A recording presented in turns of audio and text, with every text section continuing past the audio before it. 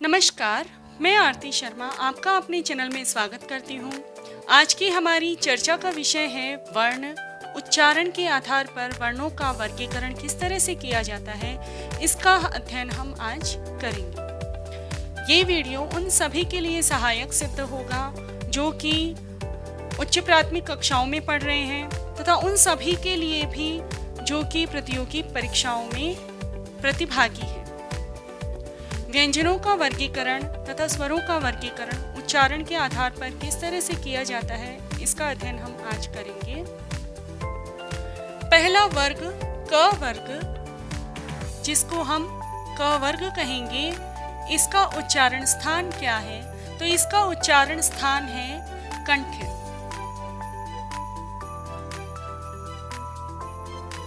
कंठ किस तरह से? जब हम उच्चारण करते हैं तो हमारी प्राण वायु कंठों से होकर निकलती है, तो ये और कहीं पर भी टकराती नहीं है।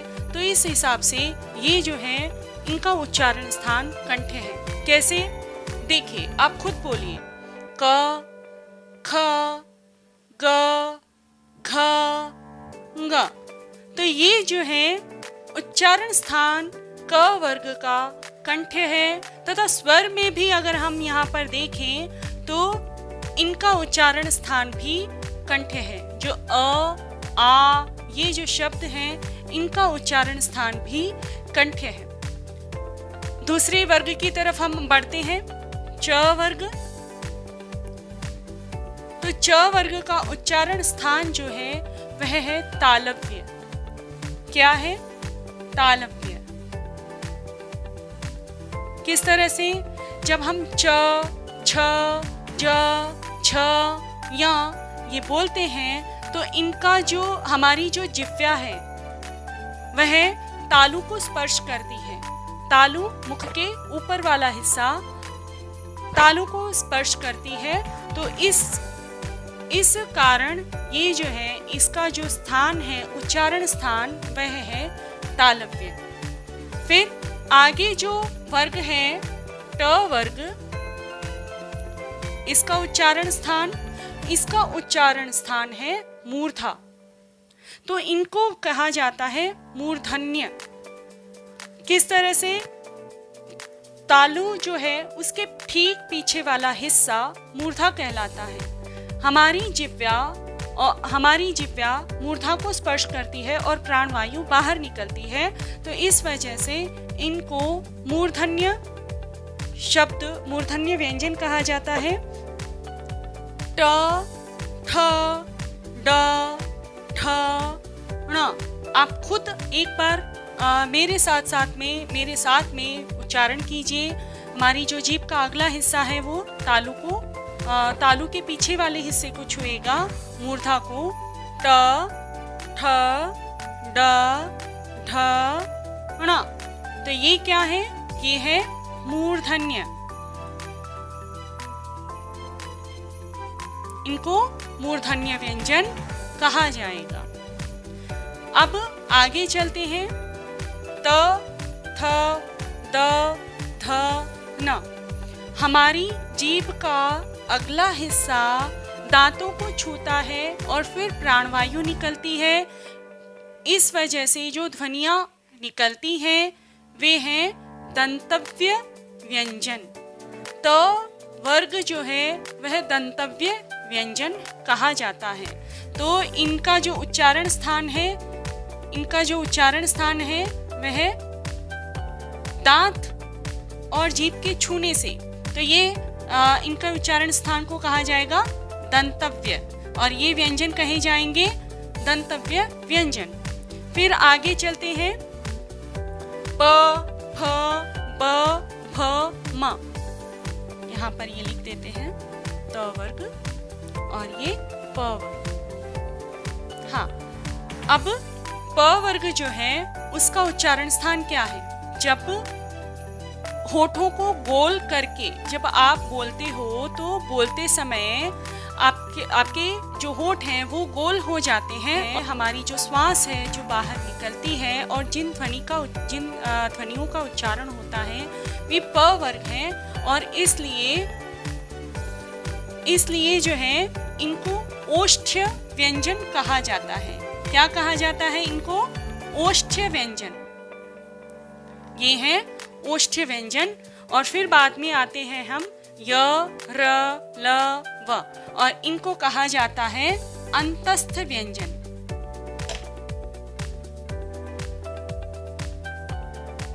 इनको अंतस्थ व्यंजन कहा जाता है तथा इनको अर्धस्वर भी कहा जाता है।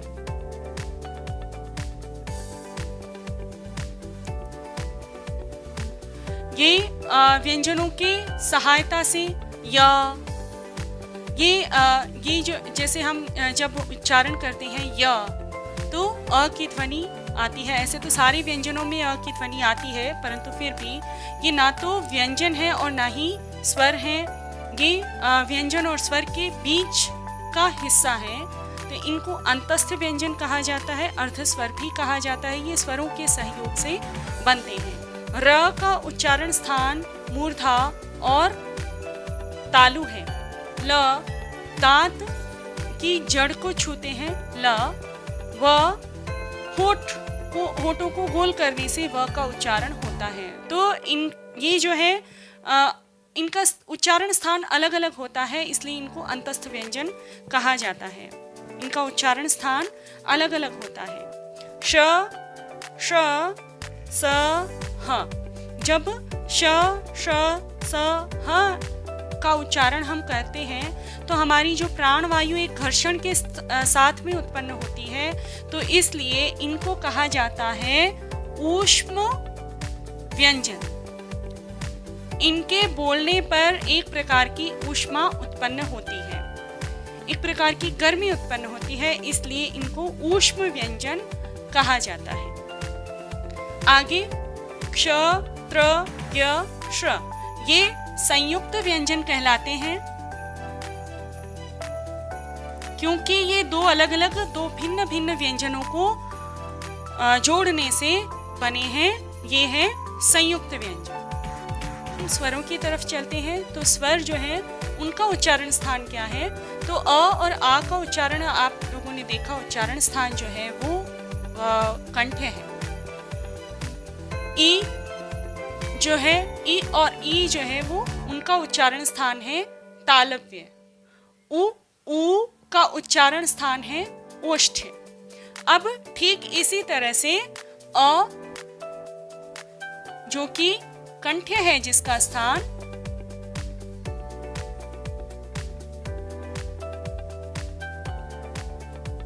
कंठ्य जिसका स्थान है, उच्चारण स्थान जिसका कंठ्य है, वो ही फिर बाद में आपने देखा कि अ और ई के संयोग से ए बना।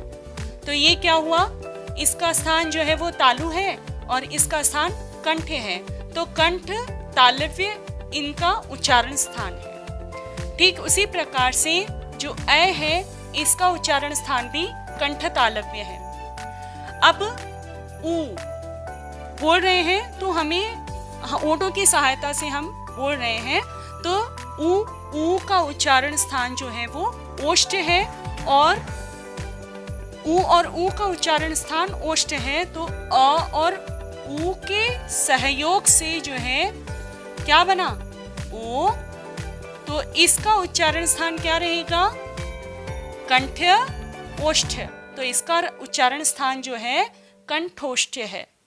ठीक उसी प्रकार से वापस वही इसको मिलाने से अ और ओ को मिलाने से औ बना, जिसका उच्चारण स्थान भी कंठोष्ठ्य है।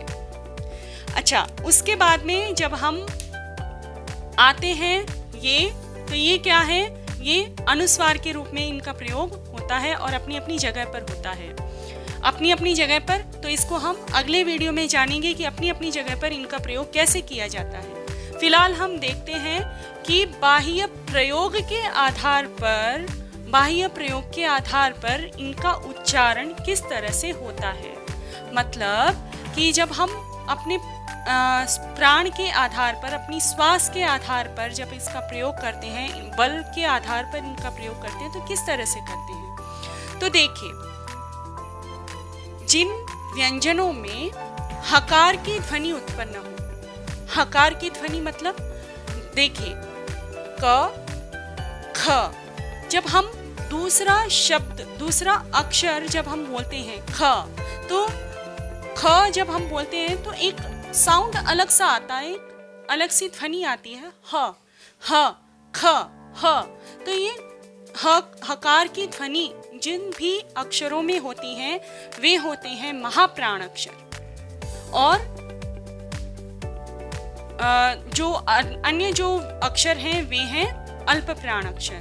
तो प्रयोग के आधार पर, प्राणवायु के आधार पर, श्वास के आधार पर शब्द अक्षर जो हैं, व्यंजन जो हैं, वे दो प्रकार के हैं, अल्प प्राण और महाप्राण। अल्प प्राण अक्षर हम एक बच्चों को ऐसे बताते हैं, जब हम पढ़ाते हैं तो बच्चों को इस तरह से बताते हैं कि बच्चों देखो जो है ना, आपको अगर इस तरह से याद नहीं रहे तो इस तरह से याद रखो कि भाई पहला अक्षर और तीसरा अक्षर जो है वे अल्प प्राण अक्षर हैं। इन्हीं 5 अक्षरों की बात हो रही है। ये जो वर्ग जिनमें हमने विभाजित किया है इन्हीं 5 अक्षरों की बात हो रही है, यहाँ तक ये वाला। तो इनके आधार पर जो है ना आप देखना कि पहला अक्षर और तीसरा अक्षर ये और ये जो है ये क्या है, ये है अल्प प्राण अक्षर। सॉरी, तो ये क्या है, ये है अल्प प्राण अक्षर। तो अल्प प्राण अक्षर कौन से हुए, जिनमें प्राणवायु कम खर्च हो, जिनमें हकार की ध्वनि ना आए, बोलने में ह ऐसे ना सुनाई दे। जैसे क बोलते हैं तो कोई ह नहीं सुनाई देता है, लेकिन जब हम ख बोलते हैं तो हकार निकलता है, हकार की ध्वनि हमें सुनाई देती है। इसी तरह से च जब हम बोलते हैं तो च जो है बहुत ही कोमलता से हम बोल जाते हैं, लेकिन छ जब बोलते हैं तो फिर बाद में हमको बल प्रयोग करना पड़ता है।